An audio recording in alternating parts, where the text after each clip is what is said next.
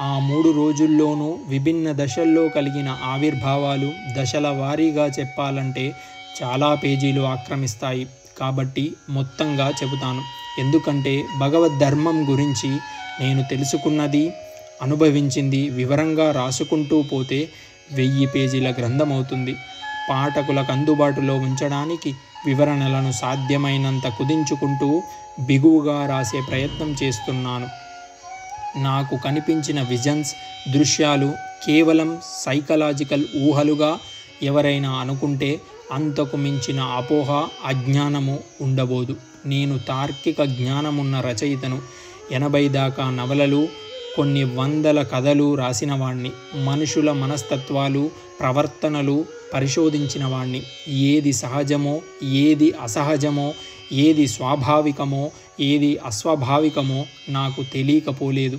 అంతకు మించి డాక్టర్ని. శాస్త్రీయ దృక్పథంతో దాదాపు 30 ఏళ్ల బట్టి ప్రాక్టీస్ చేస్తున్న వాడిని.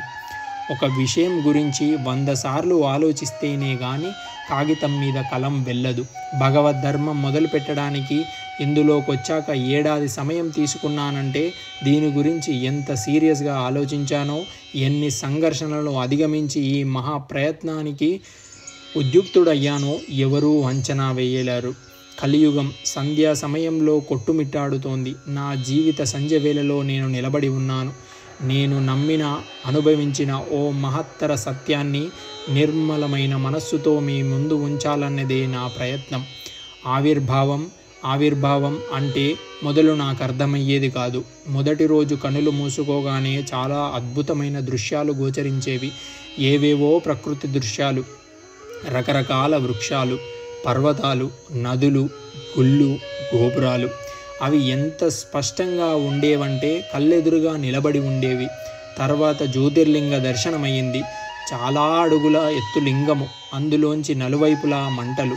ఈ అనుభవం కొన్ని వందల సార్లు తపస్సు చేసినా రాదని ఖచ్చితంగా చెప్పగలను. కనులు మూసుకోగానే ఓ వెలుగు ఎంత కాంతివంతంగా ఉందంటే ఫోటో దిగినప్పుడు, వీడియో కెమెరా ముందు నిలబడినప్పుడు చాలా శక్తివంతమైన లైట్ ఫోకస్ చేయబడుతూ ఉంటుందే, అంతకు ఎన్నో రెట్లు అధికమైన వెలుగు భగవాన్ పోర్ట్రేట్లోంచి ప్రసరిస్తూ ఉండేది. మధ్య మధ్య కావాలని ఎవరైనా లైట్ ఫోకస్ చేస్తున్నారా అని కళ్ళు తెరిచి చూసేవాడిని. అందరూ కనులు మూసుకొని ఉండేవారు. గురువుగారు, గురుపత్ని కూడా ఉండేవారు కాదు. బహుశా పక్కనే ఉన్న ఆఫీస్ గదిలోకి వెళ్ళిపోయేవారనుకుంటాను. వాతావరణం నిశ్శబ్దంగా, ప్రశాంతంగా ఉండేది. కనులు మూసుకోగానే మళ్ళీ దృశ్యాలు. కొన్ని వేల మంది భక్తుల విశాల మైదానంలో కూర్చొని భక్తి పారవశ్యంతో భజన చేస్తూ ఉండేవారు. వారిలో మహర్షులు ఉండేవారు. ఆంజనేయ స్వామి కనిపించారు. పరవశంతో గానం చేస్తూ నాట్యం చేస్తున్నారు.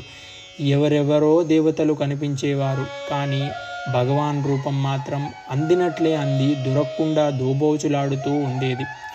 ఓ పెద్ద పాదం ఎంత పెద్దగా ఉన్నదంటే ఆ హాలు పైకప్పు కంటే ఎత్తుగా దాన్ని చీల్చుకుంటూ ఎక్కడికో వ్యాపించిపోయింది. భగవాన్ పోర్ట్రేట్లో నుంచి తెల్లటి వస్త్రాలలో ఉన్న ఎవరో వ్యక్తి బయటికొచ్చి నా వైపు నడుచుకుంటూ వస్తున్నారు. ఆయన భగవాన్లా లేదు. వచ్చి నా పక్కనే నిలబడ్డారు. ఆయన చెయ్యి నా శిరస్సు నిమరటం తెలుస్తోంది. భగవానా తెలియటం లేదు. నాకు నీ నిజ రూపం కావాలి. అసలు భగవంతుడికి నిజరూపం అనేది ఉంటుందా? అప్పుడు నేను ఆ విషయం ఆలోచించే స్థితిలో లేను. హృదయం ఆరాటపడుతోంది. గుండె లోతుల్లోంచి నరాలను తెంచుకుంటూ పడే ఆరాటము. థియరీలతో విసిగెత్తిపోయిన నా హృదయం ప్రత్యక్ష అనుభవం కోసం ఆర్తిగా అలమటిస్తోంది. శరీరంలోంచి ఏవేవో బరువులు విడిచి వెళ్ళిపోతూ తేలికైపోతున్నట్లుంది.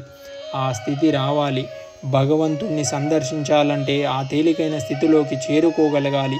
మొదట నిర్వికల్ప సమాధి స్థితిలోకి వెళ్ళిపోవాలేమో అనుకున్నాను. ఇది వేరు. అసలు ఇక్కడంతా వేరు. ఇక్కడ చైతన్యము, సమాధి స్థితి ఉంటే ఉండవచ్చు. కానీ చైతన్యంలో నుండే నిర్వికల్ప అనుభవాలన్నీ పొందవచ్చు.